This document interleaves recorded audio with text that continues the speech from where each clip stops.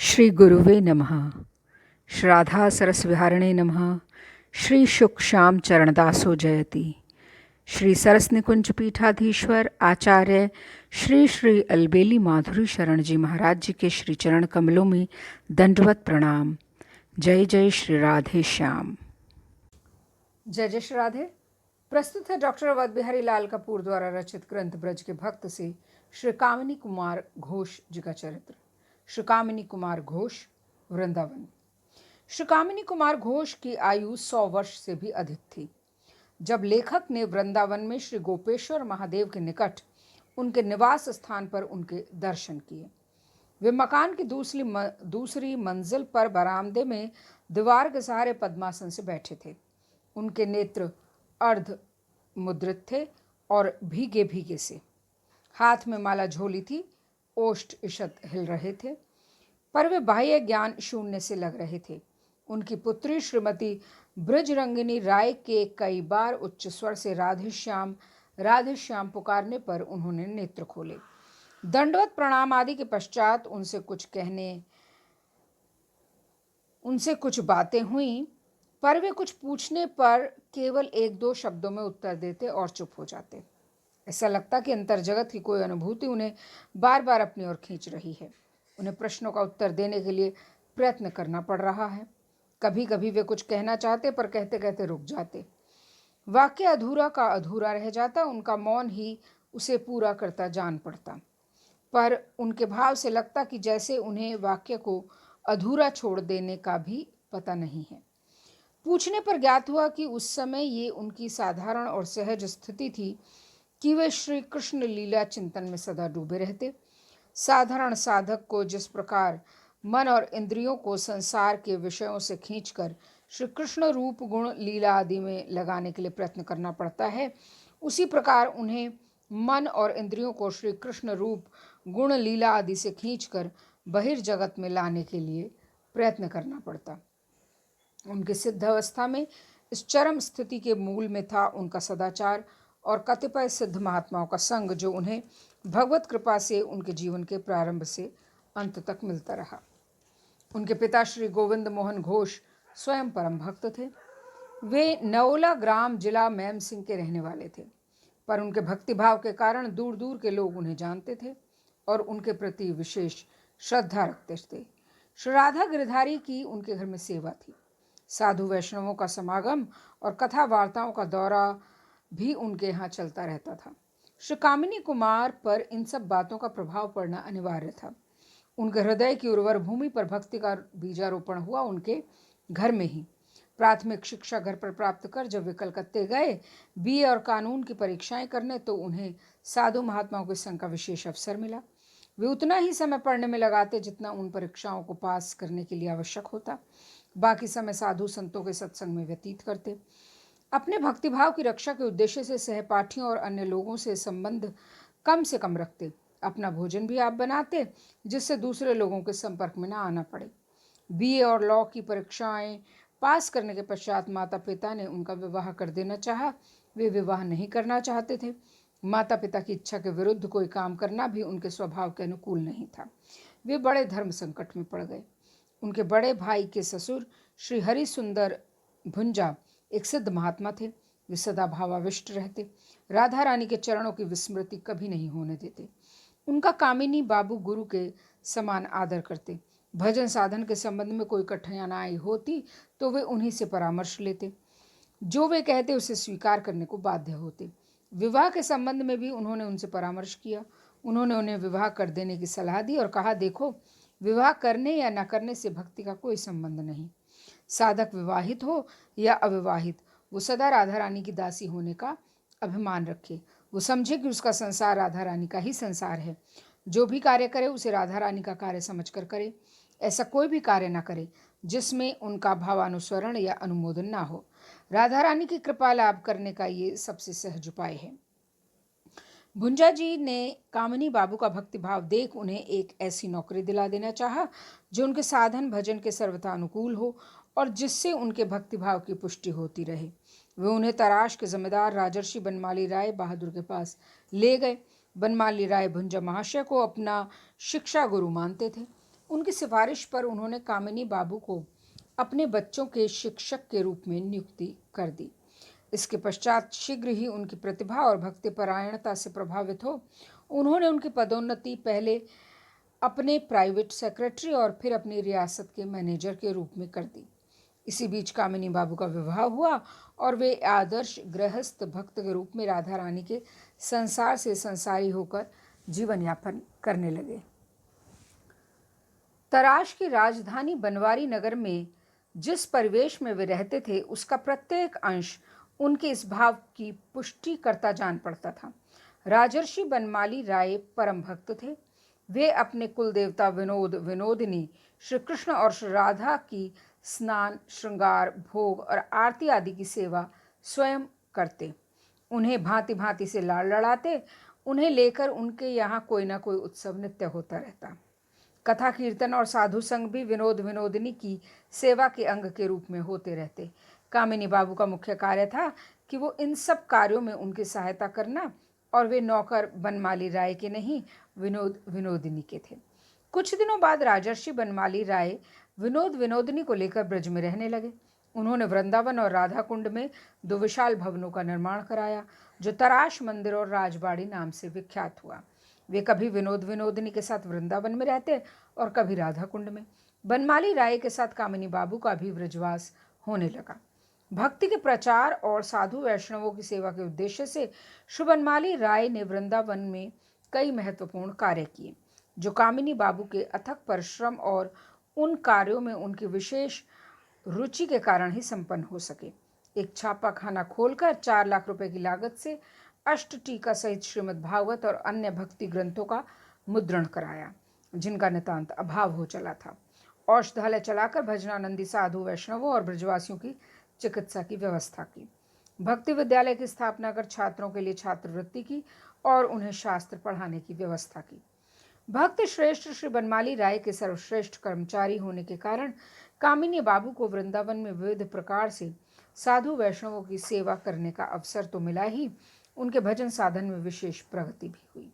उन्होंने श्रृंगार वट के श्रीपाद ब्रह्मानंद गोस्वामी प्रभु से मंत्र दीक्षा लेकर विधिवत भक्ति साधना प्रारंभ कर दी। सत्संग की उन्हें असीम सुविधाएं मिली। उनका जीवन सत्संगमय हो गया। उस समय वृंदावन में जितने सिद्ध महात्मा रहते थे, सबसे उनका अति निकट का संबंध हुआ।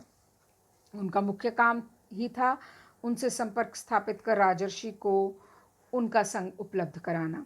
इस प्रकार जिन महात्माओं की विशेष कृपा उन्हें प्राप्त हुई, उनमें से कुछ हैं अद्वैत वंश के प्रभुपाद श्री राधिकानाथ गोस्वामी, श्री गौर किशोर शिरोमणि, श्री कृष्णदास बाबा, श्री नित्यानंद दास बाबा, पंडित रामकृष्ण दास बाबा और श्री जगदीश बाबा।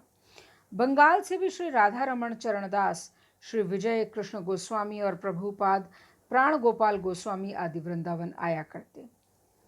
उन सबका सत्संग उन्हें राजर्षि जी के कारण सहज ही उपलब्ध होता गया। जिस प्रेम वस्तु को जीवन भर की साधना से भी प्राप्त करना संभव नहीं होता, उनके लिए इनका मार्ग इन महापुरुषों के दिव्य संग के प्रभाव से धीरे धीरे प्रशस्त होता गया। जिस प्रकार इन महापुरुषों के संग से कामिनी बाबू की आत्मशुद्धि होती गई, उनकी अभीष्ट प्राप्ति की भूमिका बनती गई, उसका एक उदाहरण है चरित सुधा नाम के श्री राधा रमण चरणदास बाबा जी महाराज के जीवन चरित्र में दिया गया उनके सत्संग का एक विवरण, जो स्वयं कामिनी बाबू के अपने लिखित विवरण के अनुसार उसमें छापा गया है। वो इस प्रकार है। एक दिन राजर्षि बहादुर बाबा जी महाशय को किसी महानुभाव से भेंट कराने ले गए। कामिनी बाबू भी उनके साथ थे। उक्त महानुभाव का बाबा जी महाशय को दर्शन देना तो दूर, वे उनके प्रति बड़ी विरक्ति दिखाने लगे और उन्हें उनका वहां रुकना भी असह्य प्रतीत होने लगा। राजर्षि ने अपने जीवन में स्वप्न में भी ऐसा व्यवहार किसी से प्राप्त नहीं किया था। वे तो विशेष आनंद प्राप्त करने की आशा से ही वहां गए थे, पर हुआ उसके बिल्कुल विपरीत। राजर्षि बहादुर बाहर से कुछ न कह सके, पर उक्त महानुभाव की एक एक बात को लेकर वे मन ही मन इतना व्यथित थे कि उनकी तत्कालीन अवस्था देखकर मानो वे पृथ्वी से प्रार्थना कर रहे हों, माँ वसुंधरे तुम फट जाओ, जिससे मैं तुम्हारी गोद में समाकर इस असह्य वेदना से मुक्ति पालूं।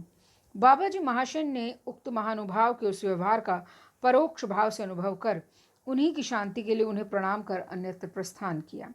क्षण भर पीछे राजर्षि बहादुर भी उन महानुभाव को प्रणाम कर व्यथित हृदय से बाबाजी महाराज के पास लौट आए। बाबाजी महाशय उक्त घटना के विषय में कुछ न कहकर अपनी स्वाभाविक प्रीति और सरल व्यवहार के साथ लीला कथा कहते कहते अपने स्थान पर लौट गए। स्वयं राजर्षि बहादुर के साथ कोई ऐसा व्यवहार करता तो उन्हें जरा भी दुख न होता, पर वे एक ऐसे महापुरुष को साथ ले गए थे जो जगत के आदर्श थे, जिन्हें आबाल वृद्ध युवा स्त्री पुरुष परम सम्मान की दृष्टि से देखते थे। ऐसे महापुरुष का इतना अपमान, राजर्षि की ये मनोदशा किसी तरह दूर नहीं हो रही थी। अंत में एक दिन बाबाजी महाशय ने कुसुम सरोवर पर राजर्षि का हाथ पकड़कर गदगद कंठ से कहा, भाई बनमाली, यदि तुमने एक दिन के लिए भी कभी मुझे चाहा है तो आज एक भीख दो। उस दिन उस महानुभाव के व्यवहार से तुम्हें जो दुख हुआ वही मुझे भिक्षा में देकर वचन दो कि इस विषय को लेकर फिर कभी तुम उन पर रोष नहीं करोगे। बाबाजी महाशय की उस समय की प्रेम मूर्ति को देख राजर्षि बहादुर विस्मित हो गए। साश्रु नयन और गदगद कंठ से बोले, दादा, आप जो आदेश देंगे उनका पालन अवश्य होगा। आप कृपा शक्ति का संचार कीजिए जिससे मेरी मानसिक मलिनता दूर हो और स्वच्छ भाव पैदा हो। उस दिन से राजर्षि के उन महानुभाव के प्रति व्यवहार से ऐसा भी कभी प्रतीत नहीं हुआ कि उक्त घटना कभी घटी थी और वो उन्हें याद है।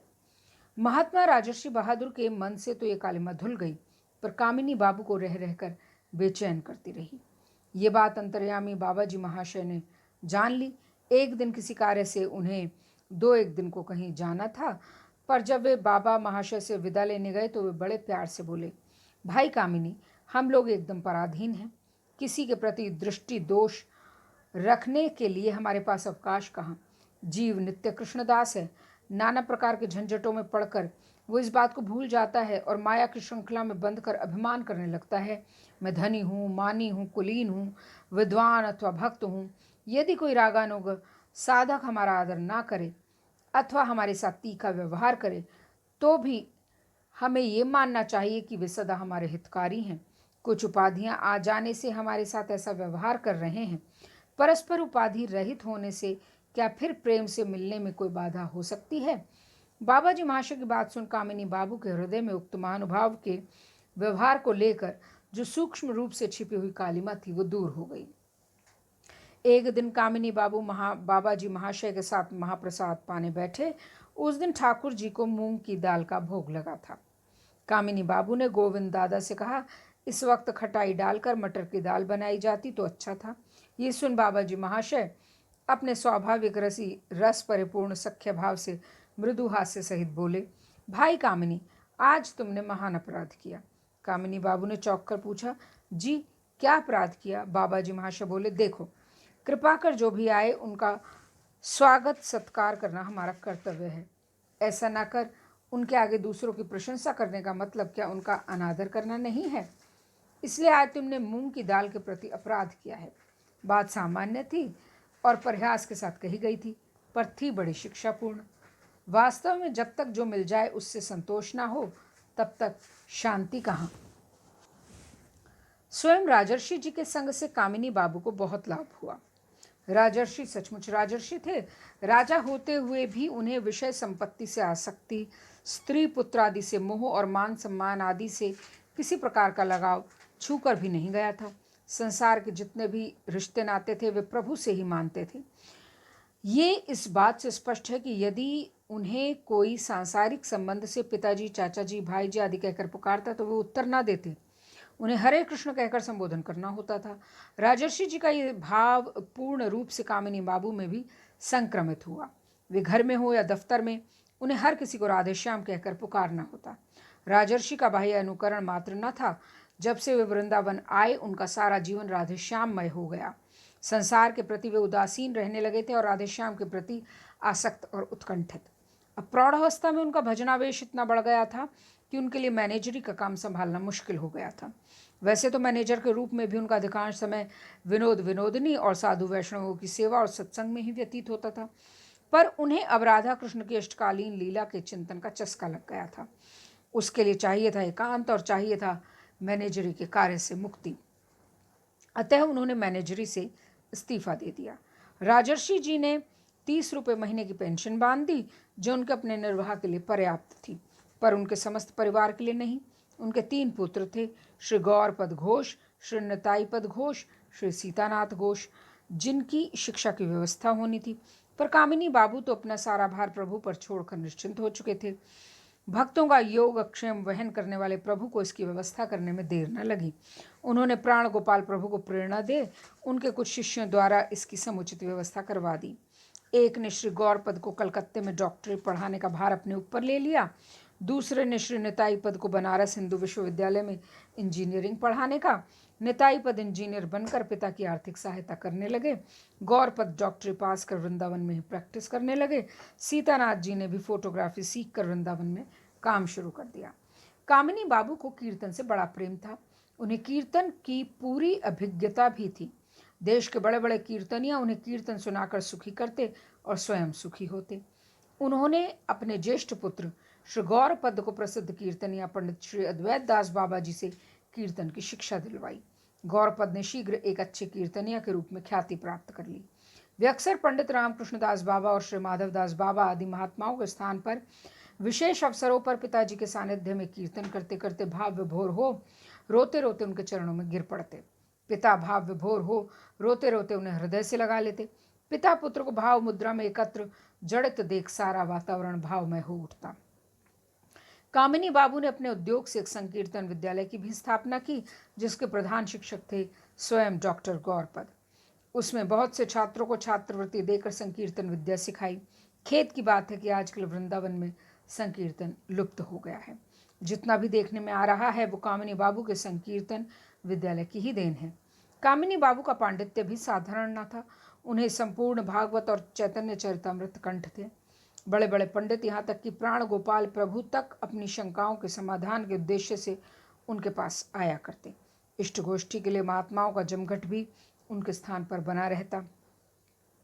उनके वृद्धावस्था में जो महात्मा उनके पास आया करते उनमें श्री गौरांग दास बाबा, श्री हंस दास बाबा, श्री दीन शरण दास बाबा जी भी हुआ करते थे। इनके साथ इष्ट गोष्ठी में उन्हें बहुत सुख मिलता। एक बार जब वे 80 वर्ष के थे, इनकी उपस्थिति में ही किसी ने उनके द्वितीय पुत्र श्री निताई पद के निधन का संवाद उन्हें दिया। उसे सुन उन्होंने कहा जैसे राधा रानी की इच्छा, और पूर्ववत इनके साथ कथावार्ता में लग गए। कामिनी बाबू का भजन साधन अंत तक अबाध गति से चलता रहा। वे नित्य 3 लाख हरिनाम जप करते हुए अष्टकालीन लीला स्मरण में निमग्न रहते। जैसे जैसे उनका भजन में आवेश बढ़ता गया, उनका आहार निद्रा कम होता गया। वे 24 घंटे में एक बार रात 12 बजे नैश लीला के पश्चात स्मरण में राधे श्याम को शयन कराकर भोजन करते और आसन पर बैठे बैठे ही कुछ देर सो लेते। फिर 2 बजे से उठकर निशांत लीला का स्मरण करते। प्राण गोपाल प्रभु कामिनी बाबू का बड़ा आदर करते। दोनों एक दूसरे को दादा कहकर पुकारते। दोनों एक दूसरे से बहुत दूर रहते हुए भी लीला स्मरण में एक दूसरे का संग करते। दोनों को कभी कभी एक सी लीला के दर्शन होते जिसमें दोनों एक दूसरे को मंजरी रूप में देखते। दोनों एक दूसरे को पत्र लिखकर उसकी पुष्टि करते। कामिनी बाबू का लीला में आवेश दिन पर दिन बढ़ता गया। अंत में वे हर समय लीला में आविष्ट रहने लगे। संवत 2018 ज्येष्ठ मास कृष्णा एकादशी के दिन 106 वर्ष की अवस्था में कुंज विलास लीला कीर्तन सुनते सुनते उन्होंने निकुंज में प्रवेश किया। कामिनी बाबू के परिवार के लोगों का कहना है कि उनकी उम्र जन्म कुंडली के अनुसार 95 वर्ष की थी, पर भजन के प्रभाव से बढ़कर 106 वर्ष की हो गई। भजन के प्रभाव से सभी कुछ संभव है। भजन का भी एक रस है। उसके आस्वादन का साधक में जब लोभ जागता है तो भक्तवत्सल प्रभु उसकी उम्र बढ़ा देने को बाध्य होते हैं। श्री राधा सरस बिहारी लाल की जय।